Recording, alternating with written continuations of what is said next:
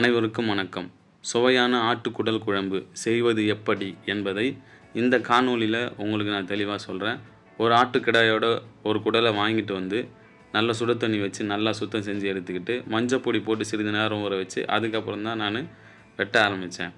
சின்னதாக நம்மளுக்கு தேவையான அளவில் வெட்டிக்கிட்டால் போதும். நான் இன்ஜினியரிங் தான் முடித்தேன். எப்படி இந்த சமையல் கலையை கற்றுக்கிட்டேன்றதையும் இந்த காணொளியில் இடையில சொல்கிறேன். செய்ய தேவையான பொருட்கள் என்னென்னா 2 வெங்காயம், 2 தக்காளி, இஞ்சி பூண்டு விழுது, ஏலக்காய், பட்டை, கிராம்பு, இலை, 4 பச்சை மிளகா, கருவேப்பிலை. எண்ணெயை ஊற்றி நல்லா சூடான உடனே நம்ம வச்சுருந்த மசாலா பொருட்களை போட்டு மிதமான தீயில் கொஞ்ச நேரம் வதக்குனா போதும். நான் சமையல் கலையை எப்படி கற்றுக்கிட்டேன்னா, ஒரு சமையல் செய்கிற குழு கூட போய் சேர்ந்தேன். அவங்க முதல்ல என்னை செய்ய சொன்னது என்னென்னா, பாத்திரத்தெல்லாம் கழுவ வச்சாங்க. பாத்திரம் தான் நான் கிட்டத்தட்ட ஒரு வருஷமாக என்னை கழுவ வச்சாங்க. அதுக்கப்புறம் தான் நான் என்ன பண்ணேன்னா, காய்கறி வெட்டுறதுக்கு கொஞ்சம் கொஞ்சமாக கற்றுக்கிட்டேன்.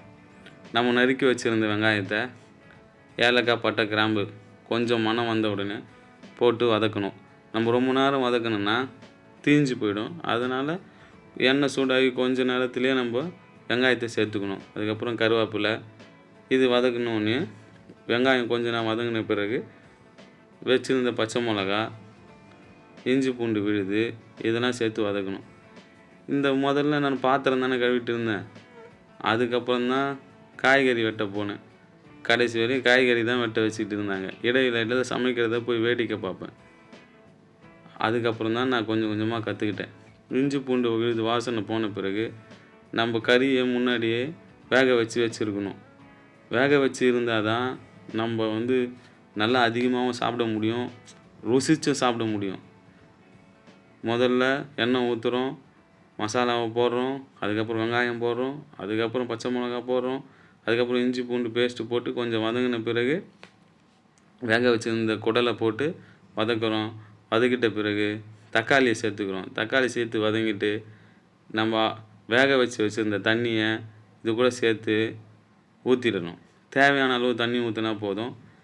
ஒரு ஆட்டுக்குடலுக்கு 2 ஸ்பூன் வீட்டு குழம்பு மிளகாத்தூள் போட்டால் போதும். இதுவே காரம் நம்மளுக்கு சரியாக இருக்கும். இந்த குழம்பை நான் செஞ்சு நானும் எனக்கு இந்த காணொலிலாம் எடுத்து கொடுத்த பசங்களும் தான் சாப்பிட்டோம். மதியமும் இதை தான் சாப்பிட்டோம், இரவும் இதை தான் சாப்பிட்டோம். மதியத்தை விட இரவு இன்னும் அதிக ருசியாக இருந்துச்சு. செய்கிறது ரொம்ப சுலபம். உடலுக்கு நல்ல ஆரோக்கியமான உணவு. வணக்கம்.